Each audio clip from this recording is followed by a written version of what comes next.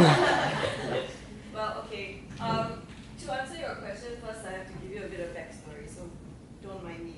I did my MFA at NYU Tisch School of the Arts, Asia. That's the Asian campus that was at Kay Siang Road, if you didn't know. And upon graduation, I was invited to work with Wild Rice.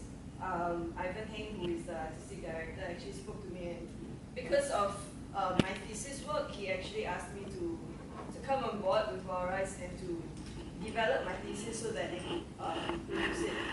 Unfortunately, that kind of couldn't work out, even though I did give them the work. But Hotel happened while I was working on that. So what happened with Hotel was that they were commissioned by the Singapore International Festival of the Arts to do something on the theme of post-empire. I think that's the name of the SIFA festival last year. So they had this grand idea. 100 years in the life of a hotel room. My goodness, imagine Raffles Hotel, and then you have all these people coming in and going out, and all the costume changes, all the music, all this, all that, and so they were very excited. Unfortunately, that meant that you needed a lot of time to do a lot of work. So they actually brought in the actors much earlier on, and they had 2 improv workshops with the actors. So what Alfian and I did, for the first workshop I was not around, but for the second workshop, what they did was basically we would throw out prompts. So for a particular year, for example, 1995, be like, okay, 1995, you know, the 90s is time for like the boy bands and all that kind of nonsense, right? So okay, let's say, okay, this room is being inhabited by a bunch of Backstreet Boys fans. Oh, Take That fans. Who's Take That came to Singapore in 1995. So Take That fans, and then on the other side is a bunch of, who were they? Iron Maiden or something. Like, you know, completely opposite, so like some metal band. And then, oh, Black Sabbath, sorry. So you have Take That fans and you have Black Sabbath fans, and then what would happen in the end? So the scene that ensued, which the actors came up with on the spot, was really hilarious. Unfortunately, couldn't put it in. But that was the process where we worked with the actors to come up with things. Because sometimes when you work with actors in the room, especially very experienced actors, they have so much more to offer you because of the other things that they worked on and the other reflections that they come across while they are trying to improve their craft. So we got a lot of really good ideas from the actors, and then we were the ones who developed it into the actual script form. So unfortunately, because 2015 was SG50, right? So everybody was crazy, doing a lot of stuff, including Wild Rice. And they had, I think, 2 major productions before we actually opened Hotel. So they had Public Enemy in May, and then they had Another Country in June.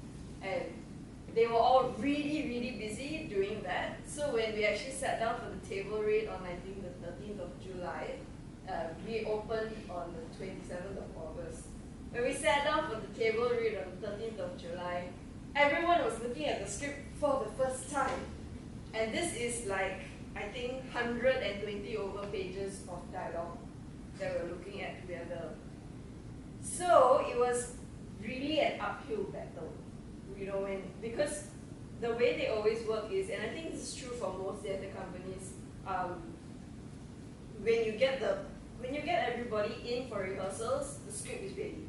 It has to be a rehearsal-ready script, which is why most people tend to go with like prize-winning from US or UK or whatever it is, because you don't have to spend time working on the writing. The writing is already done for you. But when you are working with live playwrights, it's a bit difficult, because then sometimes the actors will be like, this line is like, but I don't understand this character, blah, blah, blah, and then the playwright has to go back and rewrite things. So when you have 120 plus pages of things to rewrite, and acting going on like rehearsals every day, and different people are being rehearsing different scenes at the same time, it was really crazy. It was hell, basically. Yeah, I do not want to repeat that experience. It was very fruitful and it was very valuable, but it was really hell. Because, yeah, I remember I'm too old to spend the entire night awake writing. I realized this when I was working on hotel.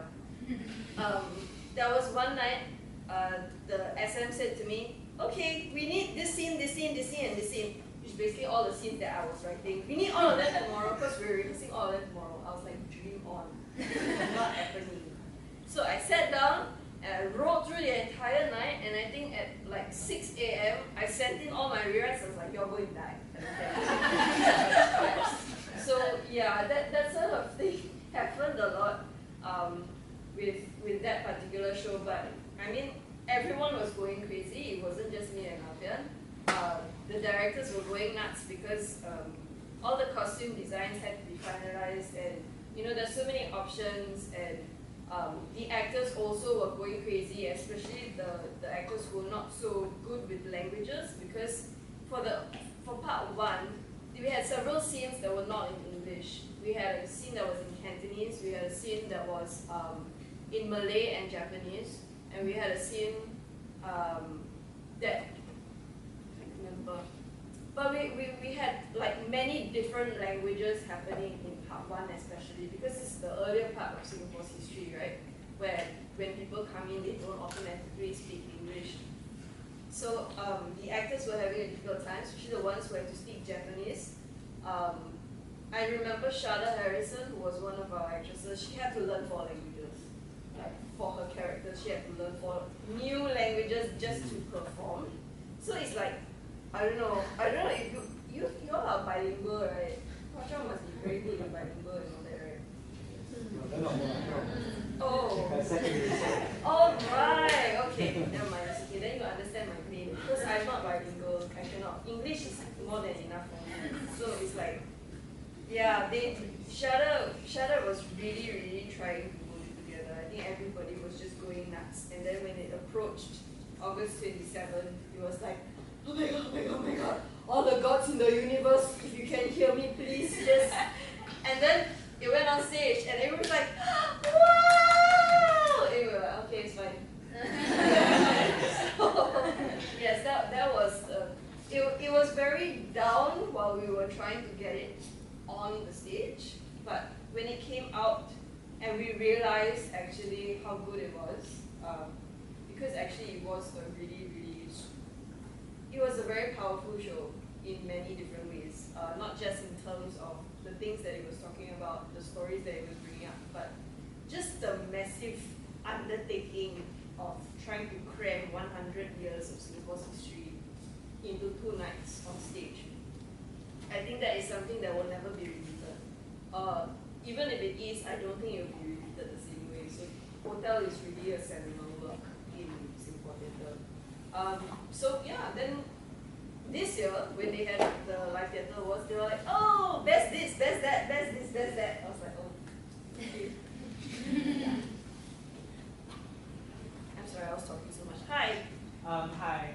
My question, I know it's a bit subjective, but I was wondering, because in this field or profession, critics can be quite harsh in their criticisms or quite flamboyant in their praises. Yeah. So I was wondering, in your opinion, what makes a good play? And I guess in this context, what was the one thing that you kept at the back of your mind that you knew you had to get right in Hotel?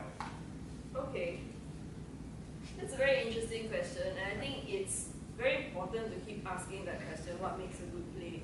I actually keep asking myself that all the time because if you take a look at Singapore theatre today, there are actually a lot of very different shows that are out there.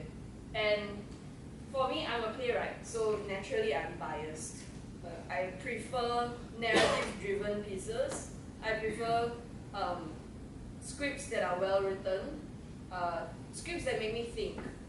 But that is my own bias, because as a playwright, that's what I aim to do with my own craft. But of course, you have other people who can't be bothered to write scripts. You have other people who draw their inspiration from other things, and they are not concerned with dialogue in particular. So, what makes a good play? I think the most important thing is probably whether it makes people think beyond themselves. And not think beyond themselves in terms of like social justice necessarily, but just think beyond what they are used to to prod them out of what they're comfortable with. Because it's quite easy to write something that's clever and funny and entertaining, and people do that all the time. But if you want to do a play, not necessarily write one, but just do one. If you want to do a play that sticks in people's minds, something that makes people remember it, then you do have to push people out of what they're comfortable with, I think. Does that answer your question? Yeah. But what about in hotel? What was the one thing that you had to get right? For me, it was the dialogue. Not just because that's what I was hired to do, but because as a playwright, when I'm writing stuff, I'm concerned with how characters speak to each other. What are they saying? What are they not saying? I get very irritated with like American plays because I always find the characters talk too much. They go on and on and on for pages and pages, not actually saying anything useful. But I find that's true of Americans in general. Again, sorry, that is again my own personal bias. I have a lot of American friends. But yeah, I think I enjoy dialogue that is meaningful but precise. So I tried to do that when I was writing Hotel. So one of the scenes that I had to write was actually the scene in 1985 where a mother is reunited with her son. And this character actually appeared in part 1 in 1945. And she actually had an affair with a Japanese soldier, and she had a son. And the son was taken back to Japan with the father. So the reunion came in 1985, where she has completely moved on from whatever happened then, and because the tragedy of the war and the trauma that it put a lot of people through, I think it just naturally made them have to block things out. So that premise for that scene was already so powerful in itself. So I was like, how do I do this? How do I put forth these two characters who are meeting for what is very clearly a very powerful and defining moment for them, without overdoing it? Because it's so easy to overdo, right? Mom! Oh, my son! Oh! Yeah, that kind of nonsense. So I didn't want to do that. So I realized, for me, writing that scene, I just made it as neat as possible. So the opening scene, this is 1985. So this is like the rise of Japan and technology and that kind of thing. So this son character, he is now a businessman and he works for Sony. And the early 80s was when the Walkman first came out. Yeah, you're all too young to know what the Walkman is. Oh, you know. Yeah. So the Walkman came out, and when the Walkman came out, it was like, oh my god, music you can listen to while you're walking. Yeah, that sort of thing. So we had him start the scene with the Walkman, and he was practicing his English. So I think his first lines is something like, lesson 17, meeting new people.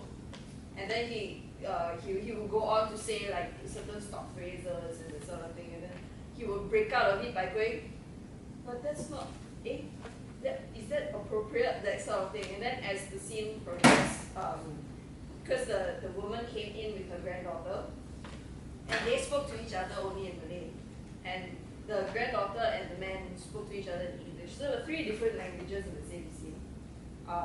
So I tried to keep it as neat as possible because number 1, the audience would already realize that this is very important. Number 2,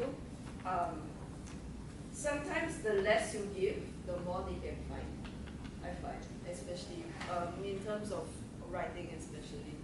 So yeah, that's just one of the examples of how I keep that at the back of my mind when I'm writing or when I'm trying to create new work. Hi. Hi. I just want to know why did you want to write Hotel, and how did you find your inspirations for your different pieces that you write? The different pieces meaning works outside Hotel? It can be for anything. Okay. Why did I want to write for Hotel? Actually, I didn't want to. I was told to. Because what really happened was, when I came on board in Walrise, I was associate artist, which is a nice term for sakam lah. Oh, I need you to write this thing. Okay, go and write. Yeah, but it was good. I mean, it was a very interesting experience. And the people at Walrise were very good. They were very good to me.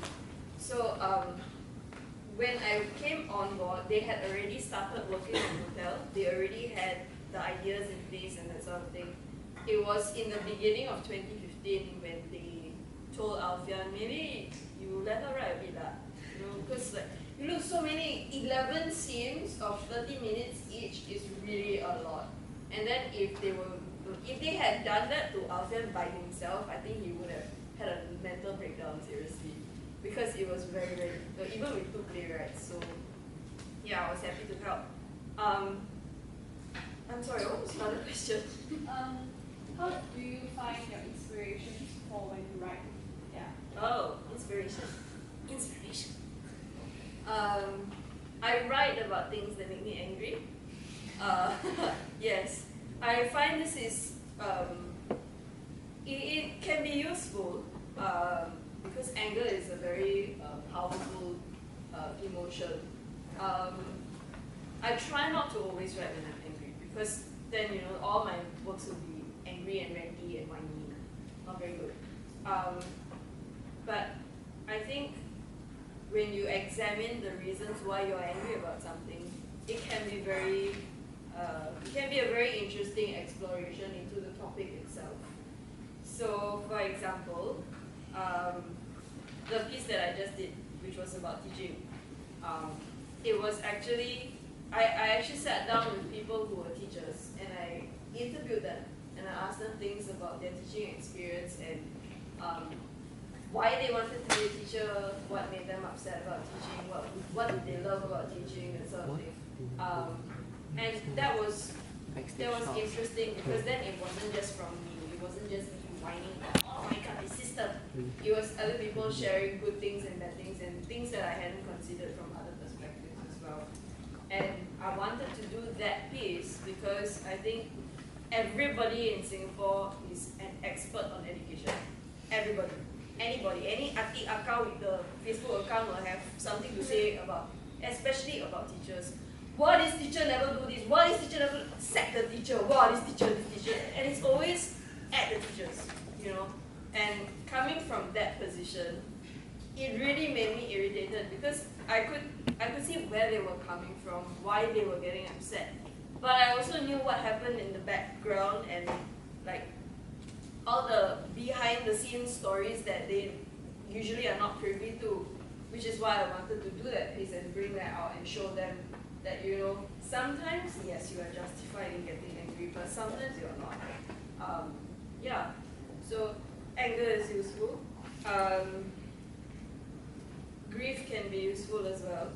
I find the so-called negative emotions are sometimes a lot more powerful than positive ones.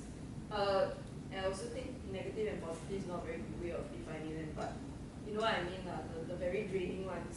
When you're angry, when you are sad, those are the emotions that really make you exhausted. So for me, in my craft right now, I find those are very useful emotions to explore and to examine, especially in the world that we're in right now. Many things personally are frightening me about the world. It doesn't mean that I'm going to go hang myself, but it's frightening, and I think a lot of it needs to be talked about. A lot of it needs to be dealt with and discussed. But unfortunately, in Singapore, there aren't very many places to do that, which is why, to me, theatre is so important. I think the theatre is the last place where you can actually try and explore all these things. I mean, okay, right, you can talk about censorship and whatever, but when you're up there, when you're doing something in front of an audience who is complicit with you when you are doing it, it gives rise to a particular discussion that almost doesn't need any words. You know what I mean? You're going to watch more theatre, you understand. Yeah, I'm sorry. Did I answer your question? Yeah, I did. Okay. Hi. That's also okay. Okay. Now is taking like many different languages. How are you sure that the audiences will get like what you are trying to say? Like you may not know the language that you're speaking. Okay. I understand your point. It's a very important point actually because language is so. It's fundamental, right, to performance, especially performance like theatre, where you actually use the language to convey all these things. So, while we did have translations, we mostly translated everything into English. But again, there's always going to be something lost. I think when you have people performing in like Swahili or something, and you be like, huh? What? And then you have to either you focus on the words or you look at them and you try to figure out what is going on. So I feel like that whenever I watch Chinese theatre. I mean, okay, it's embarrassing because I actually studied Chinese all the way until GC level, but you know, I can't follow a theatre piece for that long. I usually end up going like, what is going on? No, this one is angry. Okay, he's not moving. What is he saying? And then follow again, that sort of thing. So it does take a toll on your audience. I think it gets very tiring reading. I remember I watched this show by 9 Years Theatre. If you've never heard of them, you should go and check them out. They are very good. They are a bilingual theatre company, but they perform pieces mainly in Mandarin. So I watched this Mandarin version of Public Enemy. Oh my goodness, it was so wordy. It was so many words. I was like, I didn't come here to read off a screen. But, you know, luckily I knew the play beforehand, so I was kind of just watching their actions and trying to see what they were doing with themselves. I don't know that there's any real way out of something like that. For Hotel, it was necessary because when you're talking about history, you have to be faithful to the history that you're talking about. So there are many languages in Singapore, not just the main 4 ones that we always talk about. So we wanted to show more of those languages because also, you know, people like to say things like, you mustn't speak dialect, you mustn't mix your languages because then you will speak bad English or whatever, that sort of thing. So they try and cut off all the different ways we can explore different languages, which is kind of sad. Yeah, but because for Hotel especially, we were talking about all these people coming from other parts of the world. It doesn't make any sense to put them there and have them speak English. Right? You'd be like, 1915,